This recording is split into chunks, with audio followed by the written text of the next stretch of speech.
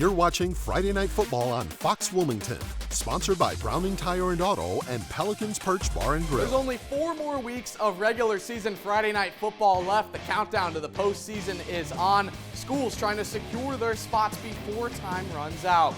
Welcome to Week 8. I'm Connor Smith. Let's get right into our highlights from last night's action. We'll start off with our game of the week. The best 2 squads in the new Southeastern Conference, Whiteville and South Brunswick, both of them 4-2 and looking for a big win last night. Just a couple of miles from the Columbus County Fair, and how about more fun and games over at Legion Stadium? Both teams coming off nice wins last Friday. It's third and forever for Whiteville. Leighton McLean launches this one as high as a Ferris wheel. Triple coverage, but what a grab by Corey Faison.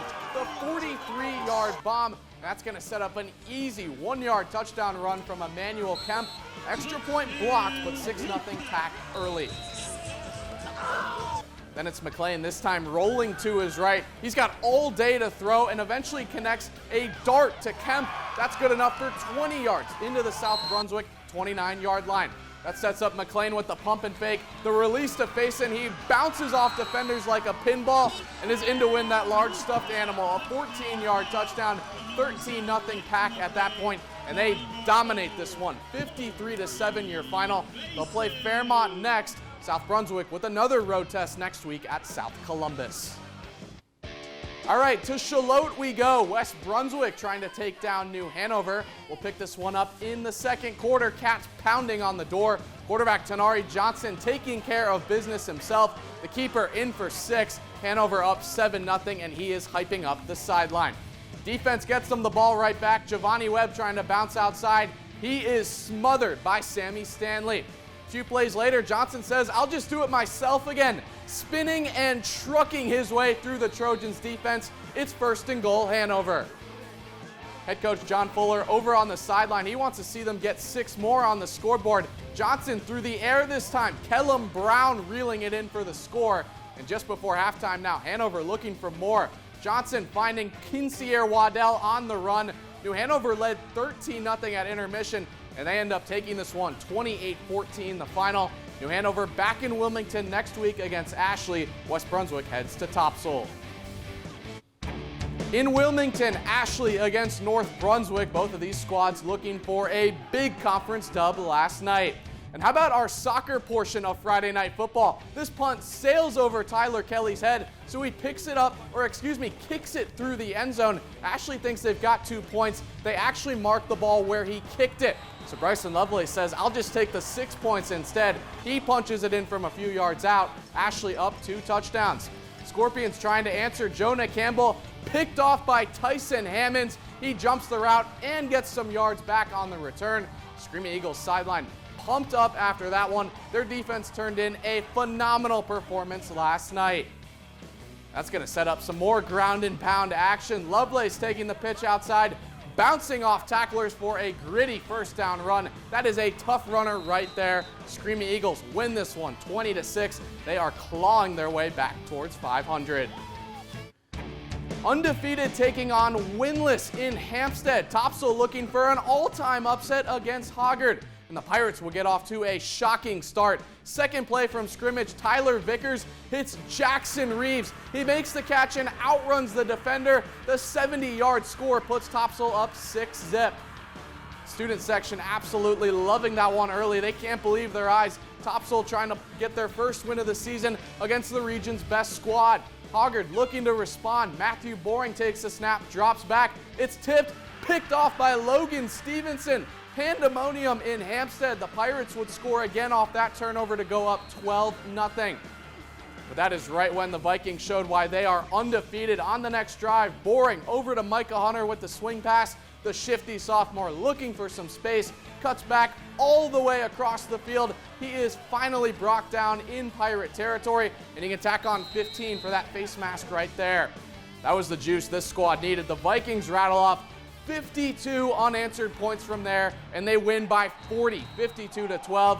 Hoggard back on Shipyard Boulevard next Friday against Laney. Here's head coach Craig Underwood praising his team's mentality post-game.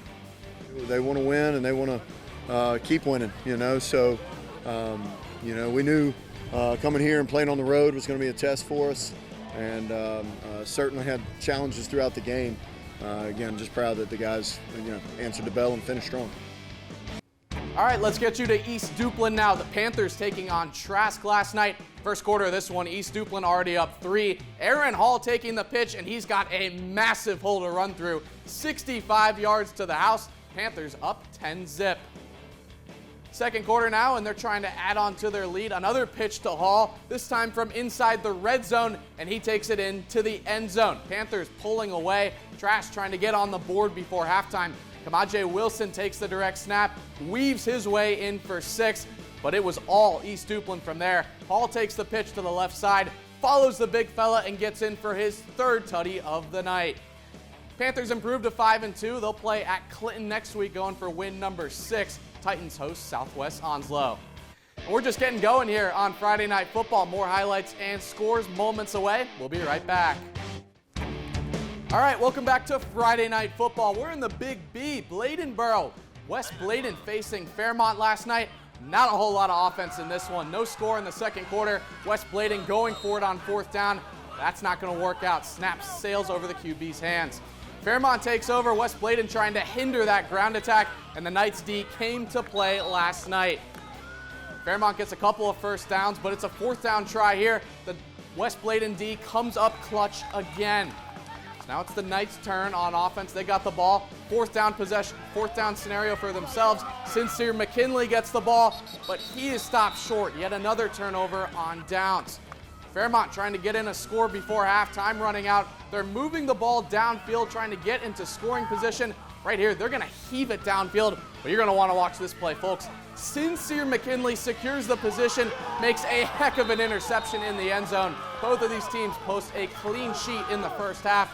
Fairmont ends up getting their first win of the season, 12-7 over the Knights. West Bladen heads to Red Springs in Week 9.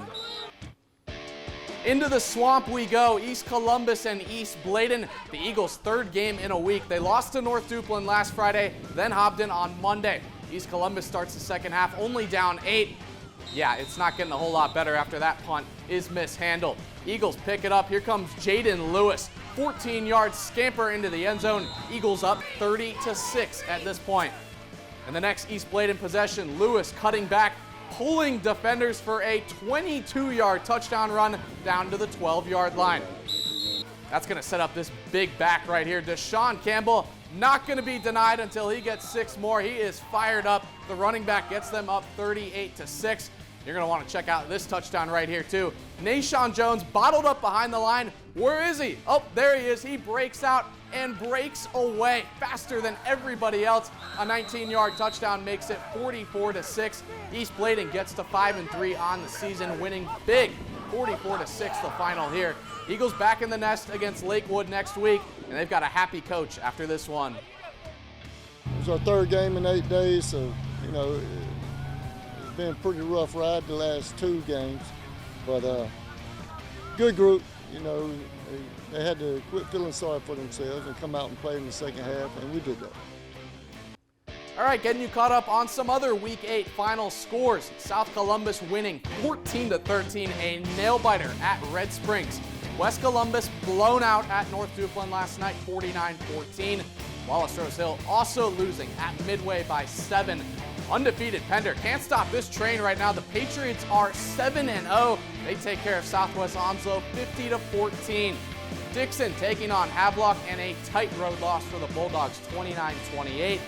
How about James Keenan on the road in Goldsboro, and they win big 48-6. They get to 6-1 on the season. That's all the time we have for you this morning. Thanks so much for joining us this week. We've got just a few more weeks left in the regular season. Can't wait to see you next Saturday morning. Have a great weekend.